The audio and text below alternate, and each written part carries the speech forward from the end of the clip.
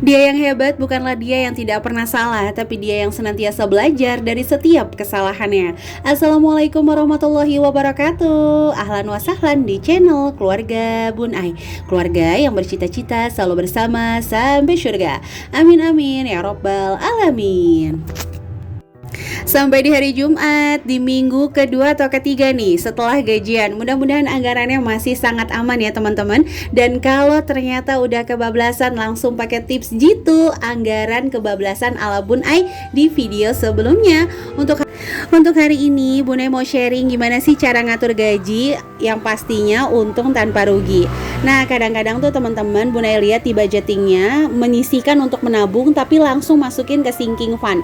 Jadi disisihkan berapa persen untuk menabung terus langsung dimasukin ke kotak sinking fund. Sebenarnya aturan nabung yang oke tuh seperti apa sih kalau menurut Bun Ai pribadi ya? Jadi buat kamu yang pengen tahu, tonton videonya sampai habis ya. Yang pertama adalah mencatat atau menuliskan seluruh kewajiban dan kebutuhan. Iya, kadang-kadang bagi sebagian orang tuh mencatat sebuah pekerjaan yang meribetkan ya teman-teman. Tapi balik lagi sih, kalau nggak mencatat gimana kita bisa mempelajari? Bayangin deh, kalau orang-orang berilmu sebelum kita itu males nyatet. Dia ngerti tapi nggak dicatat. Bagaimana kita bisa mempelajari ilmu Pitagoras, ilmu tentang tekanan gaya, dan sebagainya kalau mereka nggak mencatat ilmu mereka? Pastinya nggak bakal bisa kita pelajari kan? Nah, yang pertama ini, kalau ngatur gaji tuh harus banget mencatat seluruh kewajiban dan kebutuhan. Tapi ingat ya teman-teman, kewajiban itu kan orang udah pada tahu lah ya, seperti hutang, tagihan, dan lain-lain. Yang kalau anaknya sekolah seperti SPP anak, wifi, dan terus misalnya les, itu juga bisa dikategorikan untuk kewajiban ya. Nah, untuk kebutuhan sendiri, Bun Ai itu selalu memisahkan antara kebutuhan pokok dengan keinginan pokok. Ada beberapa barang yang sebenarnya di belanja bulanan bentuknya tuh keinginan, tapi karena dilakukan terus-menerus seolah-olah meningkat dia untuk levelnya menjadi kebutuhan. Seperti contoh nih ya, mie instan itu kan sebenarnya kalau nggak ada juga nggak apa-apa kan. Tapi kayaknya kalau nggak beli mie, Bun Ai pribadi tuh kayak ada yang kurang gitu. Teman-teman ada yang sama nggak? Kalau ada yang sama boleh langsung nih tulis di kolom komentar. Nah, jadi itu pisahkan dulu antara kebutuhan dan kewajiban. Contohnya lagi nih, kayak minyak goreng. Minyak goreng kan lagi jadi sultan banget kan. Berapa harga minyak goreng di daerah teman-teman? Kalau daerah Depok tuh berkisar 35 sampai 38 ribu rupiah. Bun Ai belum nemuin yang angka 40 ribu sih. Kalau di daerah teman-teman gimana? Harga minyak masih melambung tinggi atau cenderung stabil? Ya begitu ya teman-teman, ini tuh naik yang paling terbesar. Emang sih nggak bisa dipungkiri kalau akhir tahun barang-barang tuh pasti naik. Tapi ini tuh kayak pecah rekor si minyak ya. Untuk tahun 2021 naiknya nyaris sampai 40 ribu rupiah. Makanya dulu kata guru Bun Ai, jangan pernah minta kaya, tapi mintanya cukup aja. Wah, amin. Mudah-mudahan sih dicukupkan dan juga dikayakan. Amin ya teman-teman. Oke, langsung aja yuk masuk ke poin kedua. Setelah mengurutkan kewajiban dan kebutuhan, kalian juga wajib memulai menabung dengan urutan yang pertama nih untuk dana darurat, yang kedua untuk tabungan tak terduga. Bedanya apa sih? Bun Ai udah pernah bahas ya. Bedanya dana darurat dengan dana tak terduga. Kalau dana darurat ini cenderung mengcover kebutuhan yang besar. Kalau dana tak terduga tuh kebutuhan kecil dan selalu kondisional ada di setiap bulan. Contoh tiba-tiba kondangan, tiba-tiba patungan. Nah, itu namanya dana tak terduga ya teman-teman. Dana ini wajib banget ada setiap kamu punya penghasilan. Kalau dana darurat boleh kamu alokasikan berapa persen dari penghasilan kamu. Lanjut, setelah dana tak terduga, kamu juga harus menabung untuk kebutuhan tahunan supaya tabungan kamu yang di rekening gak jadi tabungan halu. Seolah-olah banyak langsung habis dalam 1 bulan. Seolah-olah di tabungan ada 10 juta padahal di bulan Mei harus bayar pajak mobil, harus servis ban, seperti itu ya. Jadi nggak kayak tabungan halu ya teman-teman. Terus ujung-ujungnya kita bakalan bilang uang sih kayak air habis aja gitu.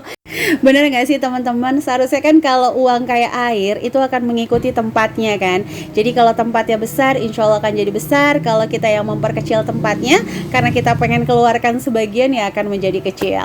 Oke, langsung ya. Setelah itu teman-teman boleh nih alokasikan untuk sinking fund. Sinking fund tuh kayak nabung suka-suka sih. Suka-suka teman-teman lah buat beli apa.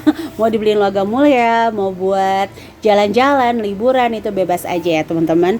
Atau aku jadiin pajak aja Bun Ai, bebas, pokoknya sinking masih bebas.